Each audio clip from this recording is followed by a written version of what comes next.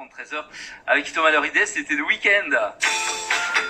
Jusqu'à 16h sur Vivacité, Vivre ici, Philippe Joniot. On va prendre la direction de Charleroi pour rejoindre Didier Daniel, qui exerce un boulot assez rare, je dois bien l'avouer. Bonjour Didier. Bonjour, bonjour. Vous pratiquez la trichopigmentation. Didier, c'est ce qu'on dit dans les journaux en tout cas, tatou des cheveux, c'est ça vraiment?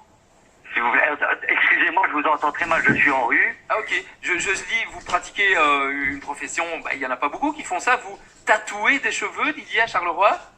Tout à fait. C'est une technique qui existe depuis longtemps déjà, je connaissais pas du tout. Hein. Ok, ben ça existe depuis une quinzaine d'années, ça vient d'Italie, c'est la trichopigmentation, mais depuis bien plus longtemps, celle-là nous vient des États-Unis, c'est la trichopigmentation ou SFP, ce que je pratique principalement aujourd'hui. D'accord, et c'est quoi la différence entre ce que vous faites et les opérations? La différence, ça va être principalement au niveau du type de pigment, de la durée de vie qu'elle aura par la suite, et surtout du rendu final qui est beaucoup plus fin, beaucoup plus... c'est plus beau, c'est plus réussi. Joli. D'accord. Donc l'idée, c'est toujours de camoufler ces endroits où les hommes perdent les cheveux, souvent au sommet du crâne. Tout à fait, c'est d'effacer complètement une calvitie ou un manque de perte de cheveux, aussi bien pour les hommes que pour les femmes.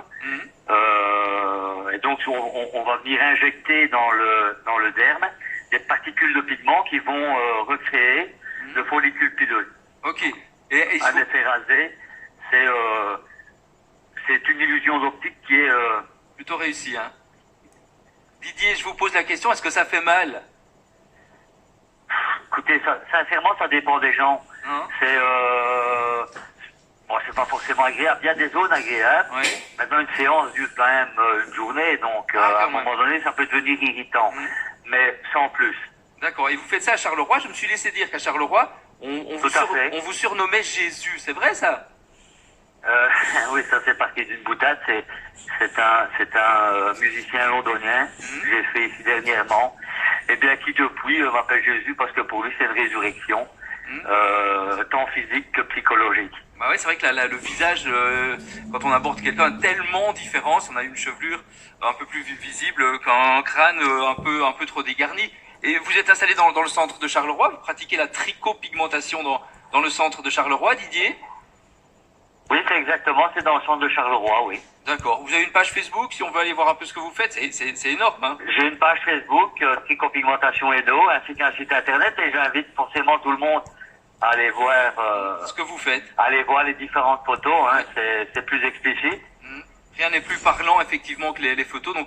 Trichopigmentation Eno. Franchement, c'est étonnant ce que vous faites. C'est bien ça. Et on voulait vous faire un petit coucou aujourd'hui dans l'émission. Je vous entends, mais alors excessivement mal. Donc, désolé. Je dis ce que vous faites, c'est juste bien, c'est juste extraordinaire. Et on voulait vous faire coucou dans l'émission, Didier. Eh bien, c'est bien gentil. Allez, à super. vous. En tout cas, je vous remercie énormément. Voilà.